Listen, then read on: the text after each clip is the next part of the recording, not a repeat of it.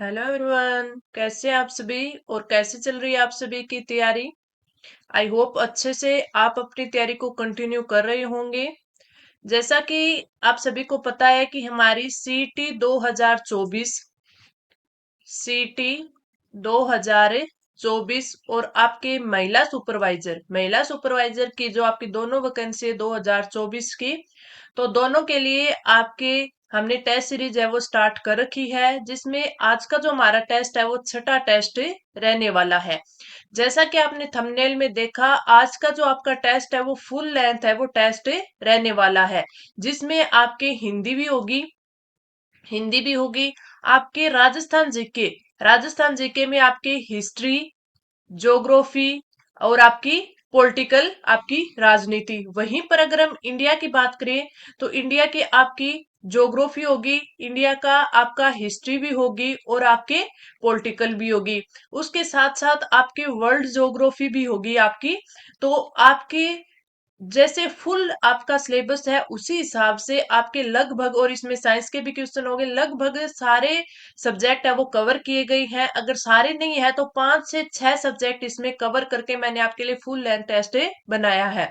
तो इस टेस्ट को हमें जहां तक हो सकेगा पूरा करेंगे। तो आपको अच्छे से जो क्लास है वो देखनी है और आपको ये ध्यान से चेक करना है कि अगर ये हमारा सही में 13 जुलाई वाला टेस्ट होता, तो पेपर होता, तो हम इसमें कितना कर पाते। तो चलिए आज की जो क्लास है वो स्टार्ट करते हैं और आप कमेंट करके बताना कि आप इसमें कितने क्वेश्चंस हैं वो सही कर पाए। आज से हम फुल लेंथ टेस्ट है वो स्टार्ट कर रहे हैं और आपको अच्छे से टेस्ट देना है और फिर आपके कितने क्वेश्चन सही हुए कमेंट करके नीचे बताना है। हम स्टार्ट करते हैं हिंदी से। सबसे पहला हमारा क्वेश्चन है, भोरा का पर्यायवाची शब्द है। सिलीमुख, सारंग, पादप और केकी। तो अगर भोरा की बात करें तो इसका जो पर्यायवाची शब्द है वो है ऑप्शन है फर्स्ट। सिलीमुख क्या है, भोरा का पर्यायवाची शब्द है। राइट आंसर आपका हो जाएगा ऑप्शन है फर्स्ट हो जाएगा। आगे चलते हैं हमारे अगले क्वेश्चन पर। संधि शब्द का सही विलोम है विग्रह, ह्रास, सृष्टि और व्यष्टि। तो संधि शब्द है, संधि शब्द के अगर विलोम की बात करें तो राइट आंसर होगा ऑप्शन फर्स्ट ए, विग्रह। संधि का विलोम क्या हो जाएगा, विग्रह। मैं आपको क्वेश्चन को जो आंसर है राइट है वो आपके 10 से 15 सेकंड के अंदर है आपको बता रही हूँ। तो उससे पहले आपको देखना है कि आप उस क्वेश्चंस का, क्योंकि जब तक मैं चारों ऑप्शन पढ़ती हूँ इतने में आप है वो बता सकते हो कि इसका जो राइट आंसर है वो क्या होगा। तो इससे आपकी भी प्रैक्टिस हो जाएगी।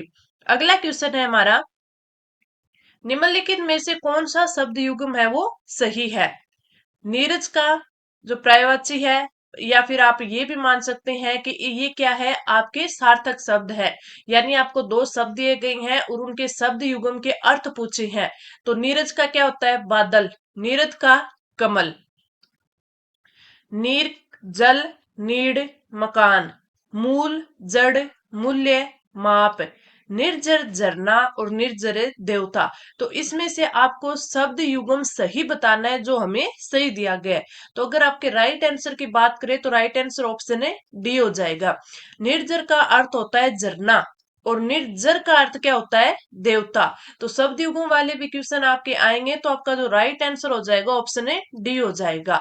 जो हम ये फुल लेंथ टेस्ट करेंगे इनका मेन मोटिव क्या रहने वाला है, एक तो ये आपकी तैयारी को जांचेगा। दूसरा हमारा एग्जाम में है वो क्वेश्चंस है, किस प्रकार हमसे पूछा जाएगा वो प्रैक्टिस हमारी इसमें होगी। तो राइट आंसर ऑप्शन डी हो गया। अब बढ़ते हैं अगले क्वेश्चन पर।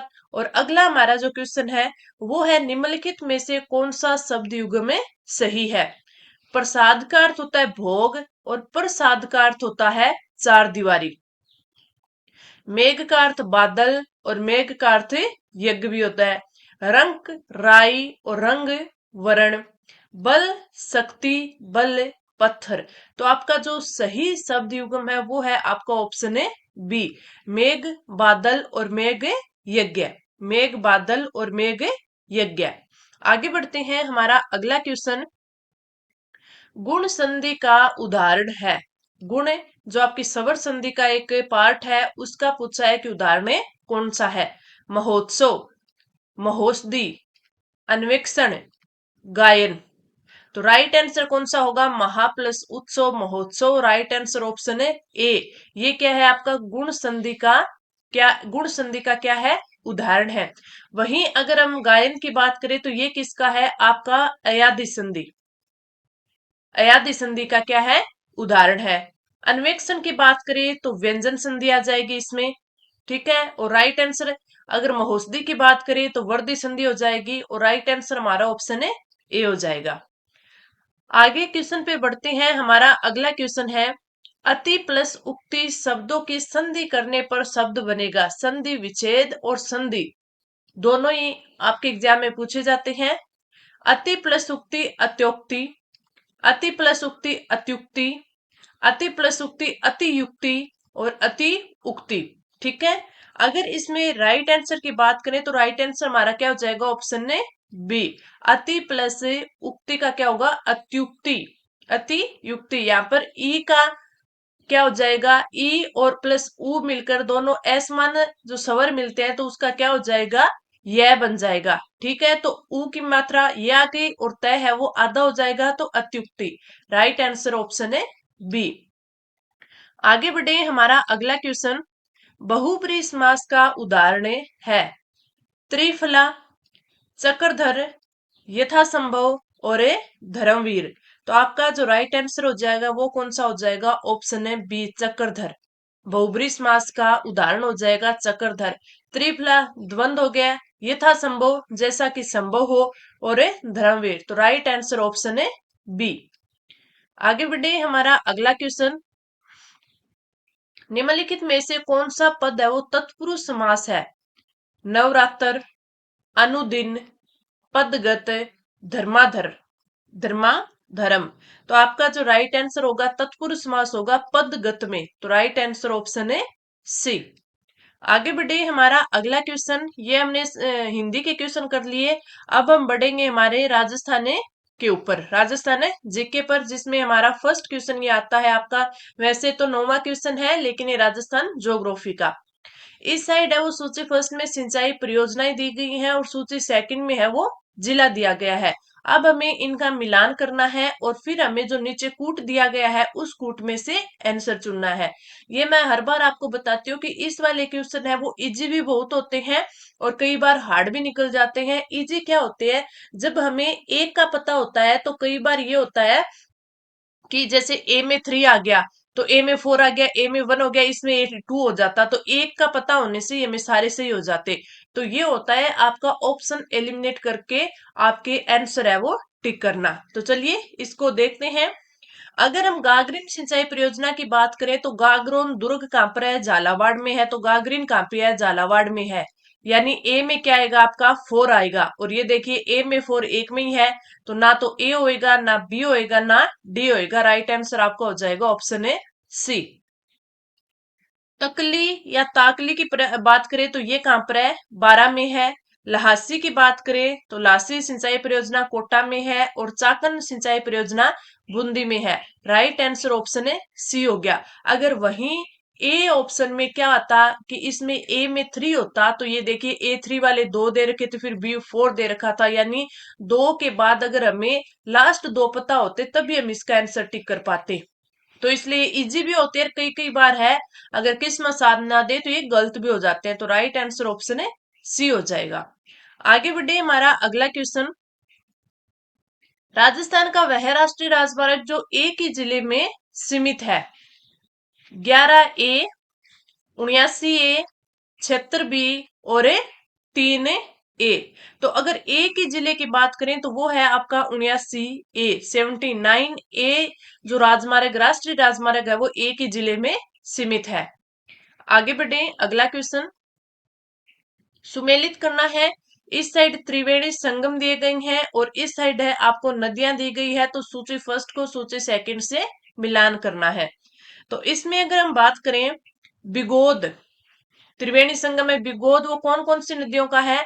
बनास, बेड़च, मिनाली। तो इसमें इसका सही दिया गया है कि जो बनास, बेड़च, मिनाली जो 3 नदी इनका संगम कहां पर है? बिगोद में है। बनास डाई खारी की बात करें तो इनका संगम है वो राजमहल में है, यानी ए में एक, बी में दो। ए में एक, बी में दो। अगर हमें बी का नहीं पता होता तो देखिए हम सिर्फ एक ही जो ऑप्शन है वो एलिमिनेट कर पाते, यानी सी भी हो सकता था, डी भी हो सकता है और बी हो सकता है। अब हमें पता है कि बी में दो आएगा तो हमारा राइट आंसर हो गया ऑप्शन है बी। रामेश्वर घाट की बात करें तो जहां बनास, चंबल और सीप नदियां तीनों नदियां मिलती हैं, वो जो त्रिवेणी संगम है वो बनता है रामेश्वर घाट में।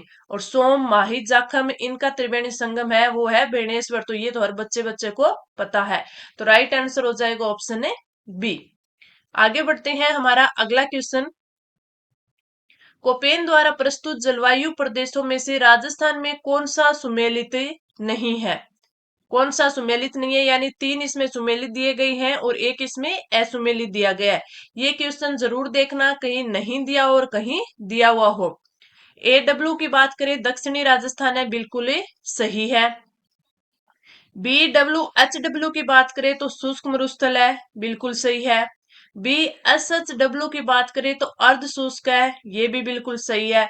CWG उत्तरी राजस्थान, ये गलत है, ये उत्तरी राजस्थान नहीं है।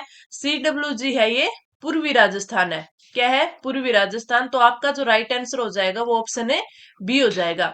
राइट आंसर क्या हो जाएगा? ऑप्शन है बी हो जाएगा। ये तो सही दिया हुआ है ना, इसलिए। तो ये क्या हो जाएगा? आपका राइट आंसर ऑप्शन बी हो जाएगा, जो कि सुमेलित नहीं दिया गया है। यानी CWG जो अपना जलवायु प्रदेश है वो कहां पर है? पूर्वी राजस्थान का है। कौन सा? पूर्वी राजस्थान का। तो चलिए आगे बढ़ते हैं, अगला क्वेश्चन। यहाँ पे हमारा साइंस के क्वेश्चन आने स्टार्ट हो गए हैं। डीसी जनरेटर में आर्मेचर में उत्पन्न विद्युत होती है, कौन सी विद्युत होती है? DC, AC. डीसी जनरेटर में आर्मेचर में उपस्थित नहीं होता और उपरोक्त में से कोई नहीं। तो आपका जो राइट आंसर होगा वो होगा ऑप्शन है बी। इसमें कौन सी विद्युत होती है? इसमें एसी विद्युत है वो उत्पन्न होती है। तो डीसी जनरेटर में आर्मेचर में एसी विद्युत होती है। तो राइट आंसर ऑप्शन है बी। आगे बढ़े, अगला क्वेश्चन। एक पारिस्थितिकी तंत्र में ऊर्जा का स्रोत है ATP, सूरज की रोशनी, DNA और RNA। तो ये सभी को पता है कि जब पारिस्थितिक तंत्र होता है तो उसमें ऊर्जा कहाँ से उत्पन्न होती है? तो सनलाइट से आती है आपकी। तो सूरज की रोशनी है वो इसमें ऊर्जा का स्रोत होती है। तो राइट आंसर ऑप्शन है बी हो जाएगा।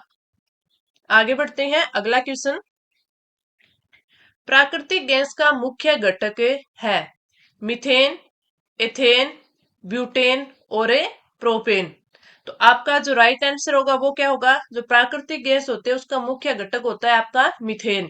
क्या होता है? CH4 methane. Right answer option है ए। आगे बढ़े, अगला question. Marwar public society ordinance कब जारी किया गया? 1938 ईस्वी में, 1928 ईस्वी, 1941 ईस्वी और 1934 ईस्वी। अगर हम बात करें मारवाड़ पब्लिक सोसाइटी ऑर्डिनेंस की तो ये जारी किया गया था 1934 ईस्वी में। 1934 ईस्वी में। तो राइट आंसर आपका ऑप्शन है डी हो जाएगा। आगे बढ़े, अगला क्वेश्चन। निम्नलिखित कथनों में से कौन सा कथन है वो हिंदू त्योहारों के बारे में सही दर्शाता है? अक्षय तृतीया विशाख मास की शुक्ल पक्ष तृतीया है, जो कि अभी हाल ही में आपकी गई है अक्षय तृतीया, यानी कि आपकी इसको क्या बोलते हैं? अखा तीज जिसे बोला जाता है। अभी जो आपके 10 मई को ये थी। निर्जला एकादशी ज्येष्ठ मास की शुक्ल पक्ष एकादशी को आती है। अक्षय तृतीया चैत्र मास की शुक्ल पक्ष तृतीया को आती है। निर्जला एकादशी आषाढ़ मास की शुक्ल पक्ष एकादशी को आती है। तो आप सभी को पता है इनमें से या तो ये दो सही होंगे या फिर ये दो सही होंगे। तो जो अक्षय तृतीया विशाख मास की शुक्ल पक्ष तृतीया को आती है, क्योंकि अभी गई है, तो ये बिल्कुल सही हो जाएगा। तो एक के साथ या तो दो आएगा या फिर एक के साथ चार आएगा, यानी ये केवल सी वाला तो हट गया और ये भी आपका हट जाएगा, क्योंकि ए आपका सही है। बात करें निर्जला एकादशी की, तो निर्जला एकादशी है वो भी ज्येष्ठ मास में की शुक्ल पक्ष को आती है। तो राइट आंसर आपका ऑप्शन है बी हो जाएगा। क्या हो जाएगा? ऑप्शन है बी। ऑप्शन है बी। आगे बढ़ते हैं, हमारा अगला क्वेश्चन। जिस जिस प्रकार से आपके एग्जाम में क्वेश्चन पूछे जाते हैं उसी फॉर्मेशन में मैं आपके लिए क्वेश्चन लेके आई हूँ। अगला क्वेश्चन है, राजस्थान में पहली विधानसभा का समय है या था 1952 से 57 में हुई थी पहली विधानसभा, 1951 से 1956, 1954 से 1959 और 1953 से 1958। तो पहली विधानसभा की राजस्थान में बात करें तो उसका टाइम पीरियड था 1952 से 1957 तक। तो राइट आंसर आपका ऑप्शन है फर्स्ट हो जाएगा। अगला क्वेश्चन, फिर हमारे हिंदी आ गई। बांध से खिलाना मुहावरे का अर्थ है बाल बिखर जाना, बहुत खुश होना, बगल झांकना और कली खिलाना। तो बांध से खिलाना यानी बहुत खुश होना, बहुत खुश होना। आगे बढ़े, हमारा अगला क्वेश्चन, पक्षपात पूर्ण व्यवहार करना भाव की अभिव्यक्ति हुई है चिराग तले अंधेरा, दाल में काला होना, अंधा बांटे रेवड़ी फिर अपनों को दे, तिनके की ओट में पहाड़। तो इसका जो राइट आंसर होगा वो क्या होगा, वो होगा अंधा बांटे रेवड़ी फिर अपनों को ही दे। यानी ये पक्षपातपूर्ण व्यवहार करना हो गया कि अंधा है वो बांटे रेवड़ी यानी अपने अपनों को दे रही है फिर के, तो ये पक्षपातपूर्ण व्यवहार करना हो गया। तो राइट आंसर आपका हो जाएगा ऑप्शन है सी। आगे बढ़े, अगला क्वेश्चन, इसमें हमें क्या बताना है, इसमें जो आपके हिंदी में आते हैं ना, जो आपके शब्दावली वाले क्वेश्चन, उसका ही एक क्वेश्चन है, बालोट का सही हिंदी शब्द है मत पत्र, परिपत्र, सूची पत्र और आवेदन पत्र। तो आपका जो राइट आंसर होगा वो होगा ऑप्शन ए मत पत्र। सही शाब्दिक अर्थ या शब्दावली क्या हो जाएगी, मत पत्र। आगे हमारा अगला क्वेश्चन है, ब्यूरोक्रेसी का समानार्थक हिंदी शब्द है ब्यूरोक्रेसी। तो समानार्थक हिंदी शब्द जनतंत्र, शासन तंत्र, अधिकारी तंत्र और राजतंत्र। तो आपका जो ब्यूरोक्रेसी का अर्थ हो गया वो हो गया अधिकारी तंत्र। राइट आंसर ऑप्शन है सी। आगे बढ़े, अगला क्वेश्चन, अभी हमारी स्टार्ट हुई है आपके वर्ल्ड ज्योग्राफी। तो मैं आपको ये भी बताते चल रही हूँ कि ये क्वेश्चन है वो आपके कौन से सब्जेक्ट का है। तो इससे आपको ये हो जाएगा कि किसी का वो क्वेश्चन गलत होता है तो आपको ये पता चलेगा कि उस सब्जेक्ट में ये टॉपिक हमारा कमजोर है जिससे इसका क्वेश्चन हमारा गलत हुआ है, तो आप आगे उसकी ज्यादा अच्छे से तैयारी कर पाओगे। प्रायद्वीपों का महाद्वीप किस महाद्वीप को कहा जाता है, ऑस्ट्रेलिया महाद्वीप को, यूरोप को, अफ्रीका को और अंटार्कटिका को। तो अगर हम बात करें प्रायद्वीपों के महाद्वीप की तो वो कहा जाता है यूरोप महाद्वीप को। यूरोप महाद्वीप को है वो प्रायद्वीपों का महाद्वीप कहा जाता है। तो राइट आंसर ऑप्शन है बी हो जाएगा। आगे बढ़ेंगे, अगला क्वेश्चन, एशिया का प्रवेश द्वार निम्न में से कौन कहलाता है या कौन सा कहलाता है, तुर्की, इराक, सऊदी अरब और यमन। तो आपका जो राइट आंसर होगा वो होगा ऑप्शन है ए तुर्की। अगर हम बात करें एशिया के प्रवेश द्वार की तो वो कहलाता है आपका तुर्की। कई बार ये पूछ लेता है कि कौन सा देश दो महाद्वीपों में स्थित है, दो महाद्वीपों में स्थित है। तो आप याद रखना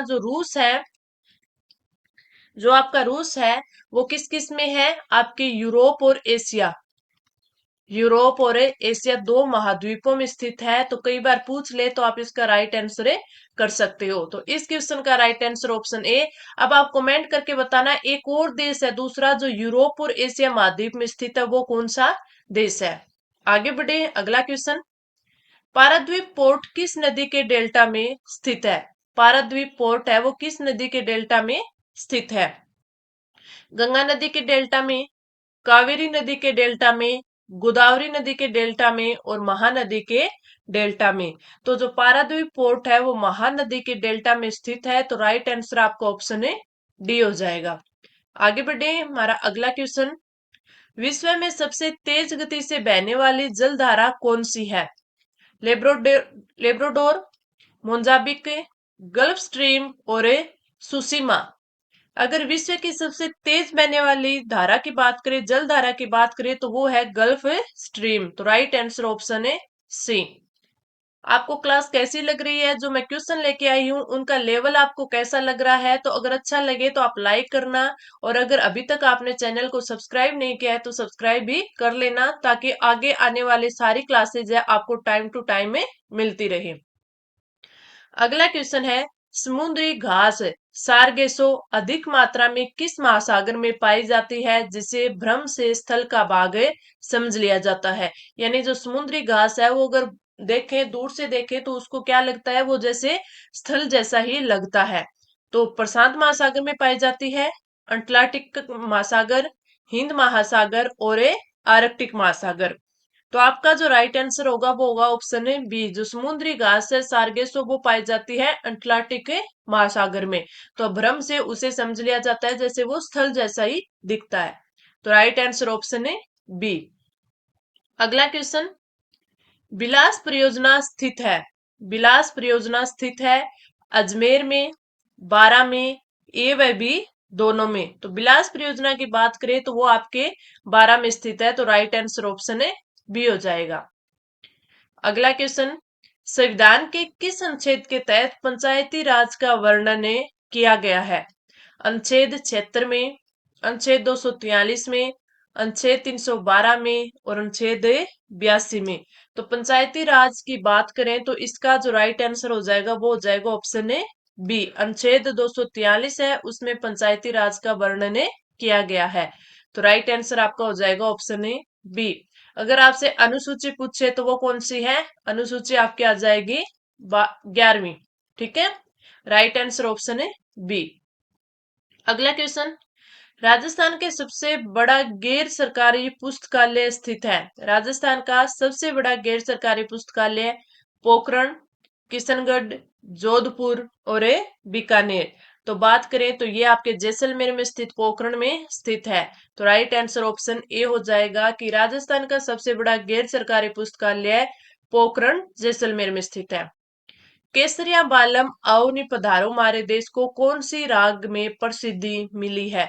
मांड गायकी में, काल गायकी, सारंग आपकी राग में या फिर लूर में? तो आपका जो राइट आंसर हो जाएगा वो हो जाएगा ऑप्शन ए मांड गायकी में। आगे बढ़े, हमारा अगला क्वेश्चन, प्रसिद्ध संगीतज्ञ रमाबाई किसकी पुत्री थी? सीताराम लाला की, महाराणा कुंभा की, सारंग देव की और मुरलीधर व्यास की? तो जो राइट आंसर होगा कि जो प्रसिद्ध संगीतज्ञ थी रमाबाई वो थी राणा कुंभा की पुत्री। तो राइट आंसर ऑप्शन है बी। आगे बढ़ते हैं, अगला क्वेश्चन, जनजाति के खिलाड़ियों को परंपरागत तीरंदाजी में प्रशिक्षण देने हेतु राजस्थान में तीरंदाजी खेल अकादमी की स्थापना की थी? कहाँ? उदयपुर में, सवाई माधोपुर, डूंगरपुर या फिर बांसवाड़ा में? तो जो तीरंदाजी में प्रशिक्षण देने के लिए जनजाति के खिलाड़ियों को जो तीरंदाजी खेल अकादमी की स्थापना हुई वो उदयपुर में हुई। तो राइट आंसर ऑप्शन है ए आ जाएगा। आगे बढ़े, अगला क्वेश्चन, राजस्थान के प्रसिद्ध संत एक संप्रदाय के प्रवक्ता जिनकी समाधि फुलेरा के निकट नरेना में बनी है, इसको नरेना भी बोल देते, नारायणा भी बोल देते हैं, नारायणा। ठीक है, तो इसका जो राइट आंसर होगा ये कहां पर है? जयपुर में। तो कौन से संत की बनी हुई है? संत दादू दयाल की, संत दादू की, सुंदा माता की, देवनारायण जी की या फिर बाबू जी की? तो जो राइट आंसर होगा वो होगा ऑप्शन ए, संत दादू जी है उनकी समाधि है वो फुलेरा के निकट नरेना जयपुर में बनी हुई है। आगे बढ़े, अगला क्वेश्चन, महामारू शैली का प्रचलन किसके शासनकाल में हुआ? गुर्जर प्रतिहार के, परमार के, चालुक्य के और चौहान वंश के? तो अगर हम बात करें महामारू शैली का तो जो गुर्जर प्रतिहार है उनके शासनकाल में है इस शैली का प्रचलन है वो शुरू हुआ था। तो राइट आंसर ऑप्शन है ए हो जाएगा। आगे बढ़े, अगला क्वेश्चन, नाथद्वारा शैली के प्रख्यात चित्रों का विषय है? जो आपकी चित्र शैली दी हुई है उसमें आपसे अलग अलग शैलियों की आपके एक तो विशेषताएं पूछी जा सकती हैं, या फिर उसमें किस किस के चित्र है वो प्रधान है या फिर रंग प्रधान है वो आपसे पूछा जा सकता है। नाथद्वारा शैली की बात करें तो पक्षी, श्रीनाथ जी के सहस्त्रों का स्वरूप, बेल बूटे और राम रावण का युद्ध। तो राइट आंसर की बात करें तो आपका राइट आंसर होगा ऑप्शन है बी। श्रीनाथ जी के सशस्त्र स्वरूप है वो, उसके चित्र है वो इस शैली के प्रख्यात चित्र है। तो राइट आंसर ऑप्शन है बी। अगला जो हमारा क्वेश्चन है, गोडवान सिरोही आबू मेवाड़ गुजरात में जैन धर्म तीर्थंकर के जीवंत स्वामी स्वरूप की परिचायक मूर्तियां सर्वाधिक संख्या में निर्मित हो, यह जीवंत स्वामी है। यह जीवंत स्वामी है लकुलिश जी, महावीर स्वामी, आदिनाथ या इनमें से कोई नहीं। तो ये जो जीवंत स्वामी है वो है ऑप्शन जी, महावीर स्वामी। कौन है? महावीर स्वामी। आगे बढ़े, अगला क्वेश्चन। मार्च 1997 को घोषित राजस्थान का नया जिला कौन सा है? अजमेर, चित्तौड़गढ़, छत्तीसगढ़ और करौली। और करौली। तो आपका जो राइट आंसर है वो कौन सा हो जाएगा? मार्च 1997 को हुआ था आपका ऑप्शन है डी, करौली। ठीक है। और अब जो आपके ये 53 जिले बन चुके हैं, तो इनकी कब तो घोषणा हुई थी?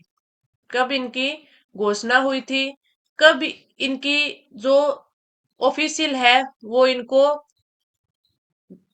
जिलों को घोषित कर दिया गया था कि हाँ आज से है ये बन चुके हैं, और एक बार पहले घोषणा की गई थी कि इस दिन से ये बनेंगे। तो ये दोनों की दोनों डेट आपके लिए काफी इंपॉर्टेंट है, इनको भी आपको ध्यान रखना है। ठीक है, क्योंकि ये करंट के हैं तो आपसे पूछा जा सकता है। आगे बढ़े, हमारा अगला क्वेश्चन। राजस्थान की सर्वाधिक लंबी सीमा किस राज्य से मिलती है? उत्तर प्रदेश, बीकानेर, बाड़मेर और मध्य प्रदेश। तो इसमें आपके दो ऑप्शन तो वैसे भी कम हो गए। क्यों? क्योंकि ये तो हमारे खुद के ही क्या है, जिले हैं। तो राइट आंसर ऑप्शन है डी, मध्य प्रदेश की सीमा है वो राजस्थान से मिलती है, और वो कितनी मिलती है? 1600 किलोमीटर। तो राइट आंसर ऑप्शन है डी। आगे बढ़े, हमारा अगला क्वेश्चन है, भिवाड़ी औद्योगिक क्षेत्र किस जिले में है? उदयपुर, अलवर, उदयपुर, जयपुर और गंगापुर। तो आपका जो राइट आंसर होगा वो हो जाएगा ऑप्शन ए, अलवर में। अगला क्वेश्चन, सहकारी तंत्र में शक्कर का कारखाना संचालित किया गया कहाँ? चित्तौड़गढ़, टोंक, धौलपुर और किशोरापाटन में। कहाँ? किशोरापाटन में। तो आपका जो राइट आंसर होगा वो कौन सा होगा? ऑप्शन ए डी, किशोरापाटन में। अगला क्वेश्चन, राजस्व बोर्ड का मुख्यालय कहाँ है? जयपुर, भीलवाड़ा, अजमेर और उदयपुर। तो राजस्व बोर्ड की बात करें तो जो इसका मुख्यालय है वो है अजमेर में। राजस्व बोर्ड का, आरपीएससी का इनका मुख्यालय कहाँ है?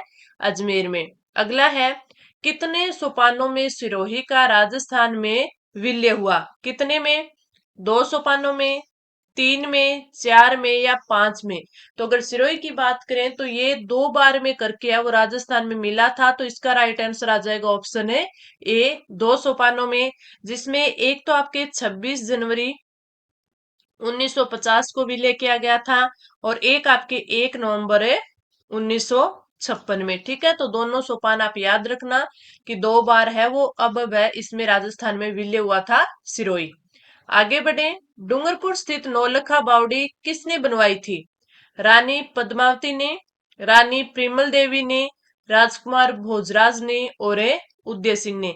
तो अगर नौलखा बावड़ी की बात करें तो रानी जो प्रेमल देवी थी उन्होंने नौलखा बावड़ी का निर्माण डूंगरपुर में करवाया था। इंपॉर्टेंट है। आगे बढ़े, अगला क्वेश्चन, चित्तौड़गढ़ में विजय स्तंभ का निर्माण किसने करवाया? महाराणा कुंभा, अजयराज, सूरजमल खान और माधव सिंह। विजय स्तंभ की बात करें तो चित्तौड़गढ़ में बनवाया था महाराणा कुंभा ने। राइट आंसर ऑप्शन है ए। अगला क्वेश्चन, अजमेर आने वाला प्रथम अंग्रेज था? Sir Thomas Roe, Lord Canning George, A व बी दोनों और इनमें से कोई नहीं। अगर प्रथम की बात करें तो वो था सर टॉमस रो। तो राइट आंसर ऑप्शन है ए हो जाएगा, अजमेर आने वाला प्रथम अंग्रेज था सर टॉमस रो। किस क्रांतिकारी का संबंध है वो राजस्थान से नहीं है? केसरी सिंह बाठ, चंद्रशेखर आजाद, दोनों और इनमें से कोई नहीं। तो हमें पता है केसरी सिंह बारठ है वो राजस्थान के थे, लेकिन ऑप्शन बी है वो आपका सही नहीं है। तो आपका राइट आंसर हो जाएगा ऑप्शन है बी। अगला क्वेश्चन है, हल्दी घाटी का युद्ध है वो कब हुआ? 1515, 1576, 1556 और 1575। ऐसे क्वेश्चन होते हैं वो ज्यादा इजी हमारे लिए तब हो जाते हैं जब इनमें हमसे डेट नहीं पूछी जाती, सिर्फ सन पूछी जाती है। तुम्हारा राइट आंसर हो जाता है ऑप्शन बी, 1576 में। आगे बढ़े, हमारा अगला क्वेश्चन, राजस्थान में मीणा व भील के पश्चात तीसरी सबसे बड़ी जनजाति कौन सी है? ग्रासिया, सांसी, डामोर और उपरोक्त सभी। तो फर्स्ट नंबर पे मीणा आती है, सेकंड पे आपकी भील आती है और तीसरी आपकी है ग्रासिया। तीसरी आपकी कौन सी है? ग्रासिया है, वो राजस्थान की सबसे बड़ी तीसरी जनजाति है। अगला क्वेश्चन, राजस्थान के किस शहर से प्रसिद्ध नृत्य ढोल का आरंभ हुआ? प्रसिद्ध नृत्य ढोल का आरंभ हुआ, तो वो कौन सा है? जयपुर, टोंक, भीलवाड़ा और जालोर। राइट आंसर हो जाएगा आपका ऑप्शन है डी। राजस्थान के जालोर से प्रसिद्ध नृत्य ढोल का आरंभ हुआ है, जो कि थांकना शैली में बजाया जाता है। आगे बढ़े, हमारा अगला क्वेश्चन, खस का उत्पादन मुख्य रूप से किस जिले में किया जाता है? झुंझुनू, उदयपुर, टोंक और राजसमंद। तो अगर हम बात करें इसकी राइट आंसर की, राइट आंसर हो जाएगा ऑप्शन सी। खस का उत्पादन है वो टोंक जिले में किया जाता है। ये वेरी इंपॉर्टेंट, मैंने 51 क्वेश्चन आपको करवाए। क्लास कैसी लगी कमेंट करके जरूर बताना। अच्छी लगी हो तो लाइक करना, और अभी तक अगर चैनल को सब्सक्राइब नहीं किया तो सब्सक्राइब कर लेना, और अपने दोस्तों के साथ शेयर करना मत भूलना। चलिए कमेंट करके बता देना आपको क्लास कैसी लगी। अब हम मिलते हैं अगली क्लास में, तब तक के लिए धन्यवाद।